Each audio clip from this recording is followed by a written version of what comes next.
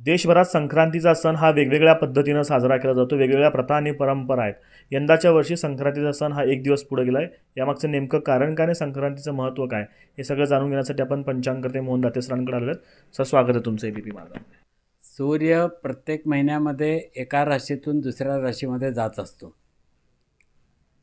तेव्हा आता तो धनुराशीमधून मकर राशीमध्ये तो 14 जानेवारीला प्रवेश करतो आहे. पण ही प्रवेशाची वेळ रात्री असल्यामुळे आपल्याला संक्रांतीचा सण हा दुसऱ्या दिवशी साजरा करावा लागतो.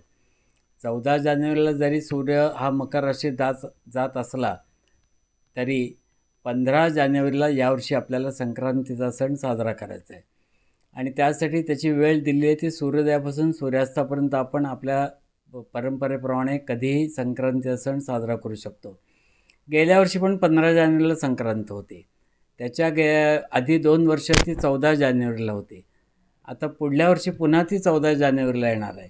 तेव्हा साधारणपणे 2 वर्ष 14 जानेवारीला, 2 वर्ष 15 जानेवारीला अशी संक्रांत आत्ता सध्याच्या काळामध्ये आहे.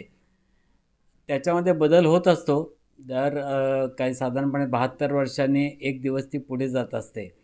तेव्हा त्याला अजून वेळ आहे भरपूर. पण आत्ता ह्या वर्षी मात्र संक्रांत 15 जानेवारीला आपल्याला साजरी करायची आहे. आणि ही संक्रांत तिला एक देवीचं स्वरूप दिलेलं आहे. आणि त्याच्यामुळे तिचं वाहन कोणचं, ती कोणत्या वाहनावर बसलेली आहे, तिने काय वस्त्र परिधान केलं आहे, ती काय खाते आहे, ह्या सगळा विचार पंचांगामध्ये दिलेला असतो. पण मुळात संक्रांतीचं महत्त्व हे तिळगुळासाठी खूप प्रसिद्ध आहे. कारण हा हिवाळ्याचा येणारा सण असल्यामुळे हिवाळ्यामध्ये थंडी असते खूप. त्या थंडीला प्रतिकार करण्यासाठी आपल्या शरीरामध्ये आपण उष्ण पदार्थ खाणं आवश्यक असतं. आणि म्हणून आपल्याकडं तिळगुळ, गुळाची पोळी, बाजरीची भाकरी, लोणी या सगळ्या गोष्टी ज्या सांगितल्या त्या ऋतूच्या संबंधामध्ये ते अतिशय उत्तम आहार आपल्याला तो मिळावा आणि आपलं आरोग्य चांगलं राहावं यासाठी हा आहार दिलेला आहे. तो संक्रांतीच्या काळामध्ये आपल्याला तो थंडीच्या काळामध्ये आपल्याला तो घ्यायचा आहे. ही संक्रांत जी आहे त्या बाबतीत काही अफवा पसरवल्या जातात.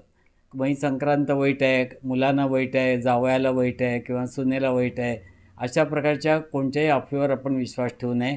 संक्रांतीचा जो सण आहे तो तिळगुळ घ्या आणि गोड बोला यासाठी आहे. तेव्हा आपण सगळ्यांना संक्रांती या ठिकाणी शुभेच्छा देऊ आणि सगळेजण आपण एकमेकांशी चांगल्या प्रकारे सामंजस्याने, आदराने, गोड बोलून वाहूया. सर, खरं तर सणांसुदीनं आपण रंगबिरंगी कपडे घालत असतो, करत असतो. जसं मी म्हणालो सुरुवातीला की देशभरात वेगवेगळ्या पद्धतीनं संक्रांत साजरी होते. पश्चिम भारतात विशेषतः काळे कपडे देखील परिधान केले जातात. त्याच्यामध्ये काही शास्त्रीय कारण? शास्त्रीय कारण म्हणजे काळे जे कपडे असतात ते सूर्याची उष्णता खेचून घेतात आणि पांढरे जे कपडे असतात ते सूर्याची प्रकाश परावर्तित करत असतात. म्हणून उष्णता आपल्या शरीरामध्ये वाढावी म्हणून ते डार्क रंगाचे कपडे आपण त्याच्यामध्ये घालावेत असा त्यातला एक वैज्ञानिक दृष्टिकोन आहे. आणि आपल्याकडं संक्रांतीला हलव्याचे दागिने घातले जातात आणि ते काळ्या कपड्यांवर उठून दिसतात आणि म्हणूनही ते काळे कपड्याला त्या ठिकाणी महत्त्व आहे. पण नेमकं यावर्षी संक्रांतीने काळे वस्त्र परिधान केलेलं आहे. ते घालू नये म्हणून लोकांनी ते वापरू नये अशातला भाग नाही आहे. तर ते काळ्या वस्त्राची महागाई होईल असा त्याचा एक संकेत असतो. तो सर्वार्थाने खरा असतो असा नाही, पण तो आपल्याकडे काही परंपरेप्रमाणे तो पाळलाही जातो. तेव्हा काळ्या वस्त्राचं महत्त्व हे उष्णता खेचून घेण्यासाठी आहे आणि त्याच्यावर हलव्याचे दागिने उठून दिसण्यासाठी आहे. आता तुम्ही बोलतानाही उल्लेख केला आणि एक असं मेसेजही व्हायरल होतं की काळे वस्त्र परिधान करून संक्रांत आले. काळे वस्त्र परिधान करून आले याचा अर्थ नेमकं काय?